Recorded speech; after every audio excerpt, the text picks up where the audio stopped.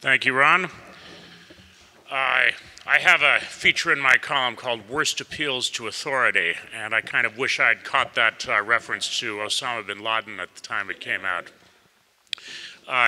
One other point, Ron mentioned that nobody else in the Middle East is for this binational state idea. That wasn't true until recently. There was one leader who wrote a piece for the New York Times, of all places, about 5 years ago, calling for the creation of a single state called Isra'tine. That was Muammar Gaddafi. As our next presenter pointed out in a piece for PJ Media, the suffix teen is a slang term or reference for, I guess it's what, excrement? And so there was some question about Mr. Gaddafi's sincerity. Our next presenter to award the first runner-up prize is Claudia Rosett, my former cubicle mate at the Wall Street Journal. Claudia, take it away.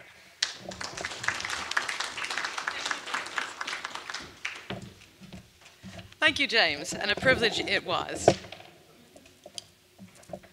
If that was important, let me know. Ladies and gentlemen, good evening. It's a real pleasure to be here again. And I'd like to start by just saying there are certain verities in life.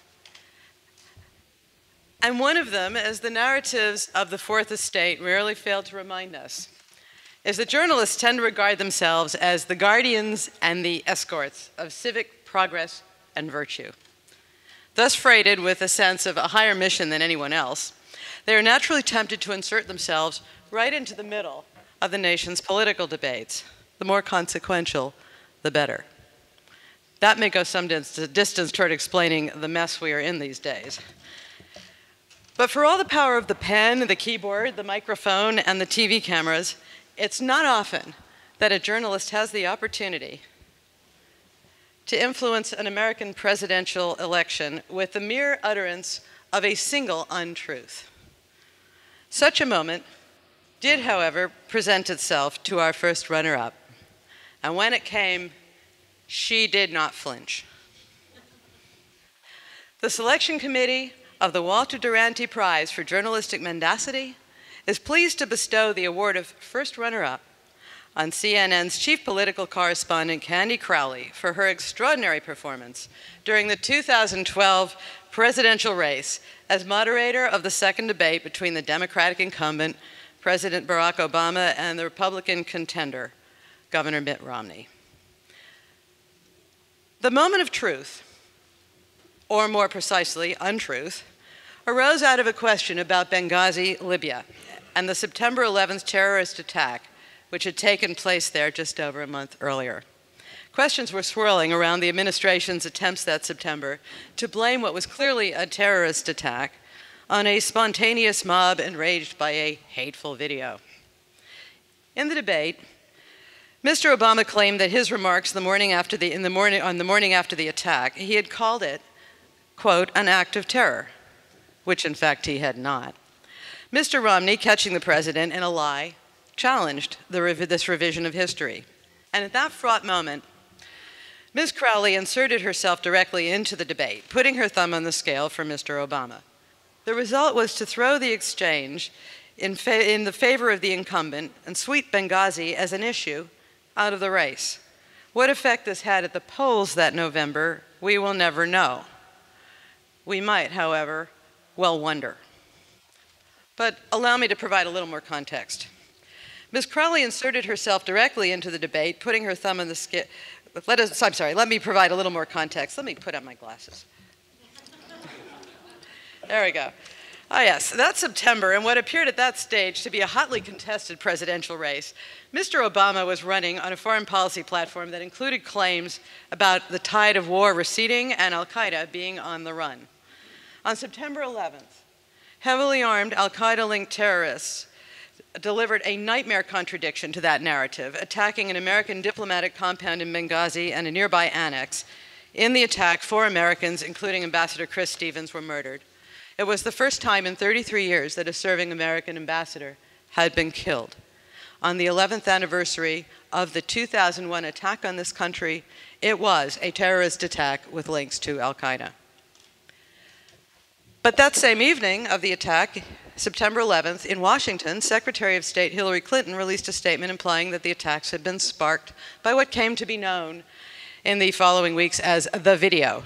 She said, "Some have sought to justify this vicious behavior as a response to inflammatory material posted on the internet. The United States deplores any intentional effort to denigrate the religious beliefs of others." The next morning, before hitting the campaign trail to Las Vegas, Mr. Obama delivered his first public remarks on the attacks. Speaking from the White House Rose Garden, he echoed Ms. Clinton's allusion to the video. Quote, he said, quote, "We reject all efforts to denigrate the religious beliefs of others." This somehow was part of the mourning for the fallen. Mr. Obama did not call the horror in Benghazi a terrorist attack.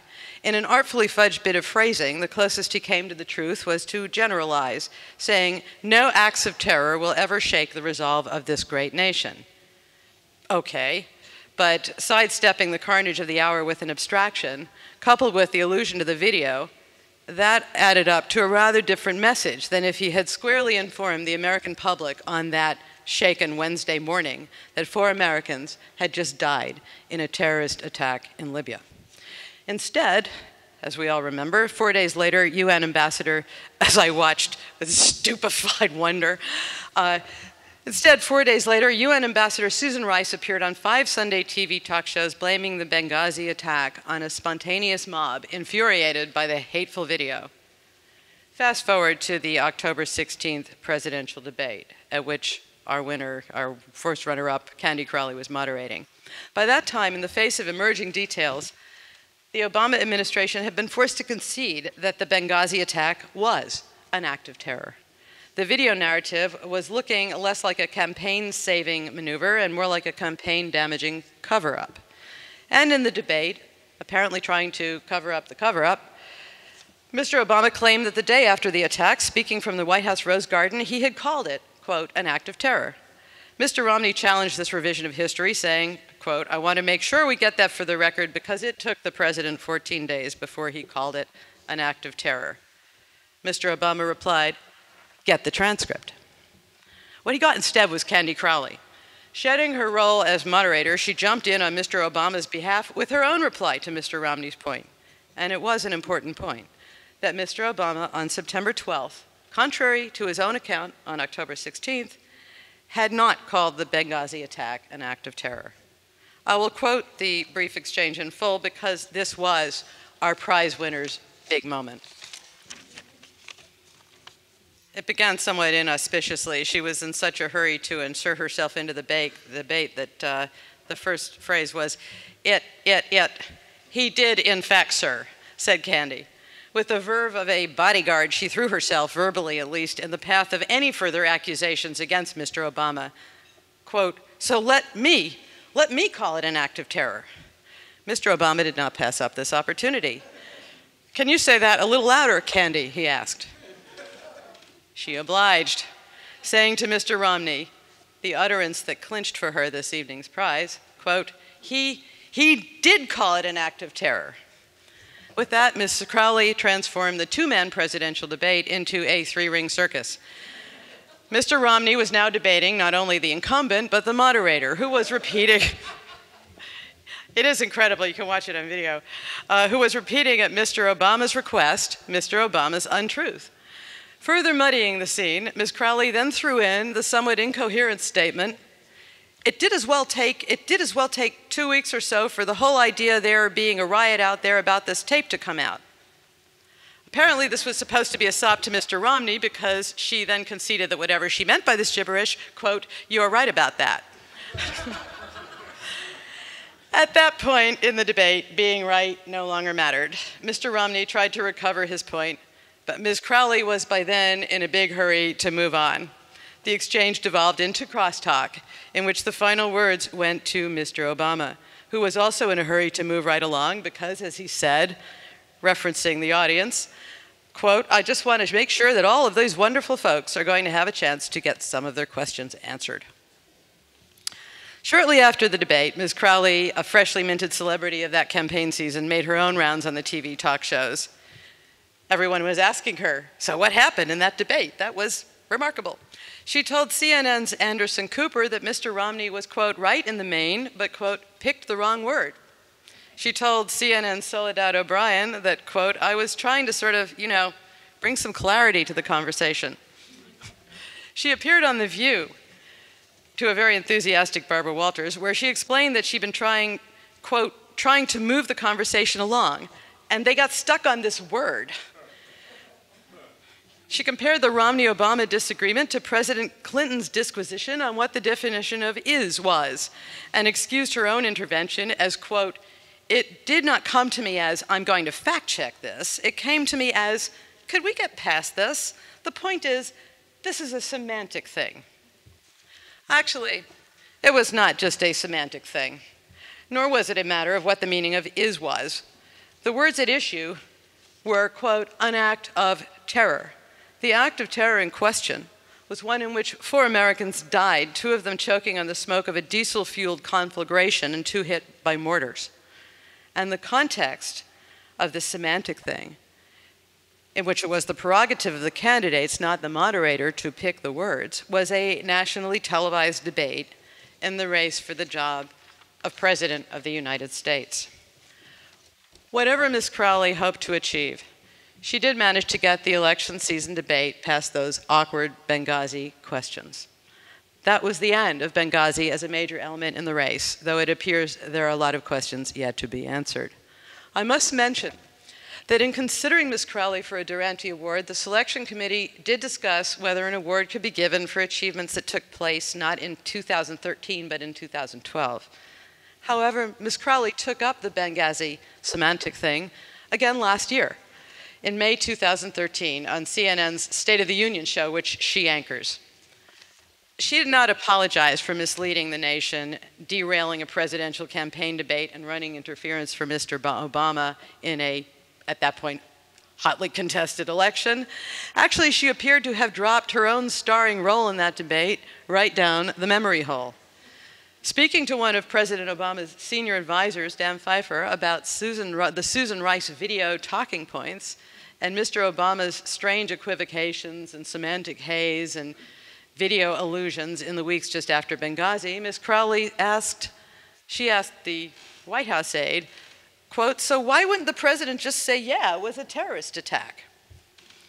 A good question, 7 months late. Was it perhaps because his campaign narrative at that stage, like Ms. Crowley's interjection into the debate, trumped any interest in the truth? What we do know is, okay, bear with me, there she was in 2013 asking why the president, at a critical moment in 2012, did not say the words which at another critical moment she had insisted he did say. In this philosophy of the universe, it's always a question of what the meaning of is, or as Ms. Crowley explained during her campaign season appearance on The View, quote, people are going to look at this thing through the prism that they look at this through. And, and I get that. So do we. Having judged that Candy Crowley, with her efforts to bring clarity to the 2012 presidential campaign, and then to disavow any responsibility for the results, has satisfied in every particular the requirements of the selection committee, we are pleased to congratulate her as first runner-up for the 2014 Walter Duranty Award for Journalistic Mendacity.